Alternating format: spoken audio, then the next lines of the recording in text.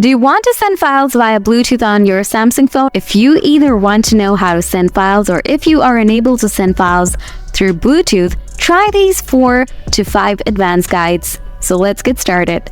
Before moving on, for your Samsung phone, open Setting, tap Connection, scroll down, tap More Connection Setting, enable Nearby Device Scanning. After that, make sure to turn on the Bluetooth from both devices. And you should in range. Open or select the file that you want to send. Suppose I'm going to open the Gallery app to send a picture file. Choose the picture you want to send. Then tap the share icon from the bottom. Tap the Bluetooth icon. Tap on the desired device you want to send files. Accept pairing from the desired device. That's it. So guys, this is the easiest way to send files via Bluetooth on your Samsung phone. If you have any questions, write them in the comment section below. Thanks for watching.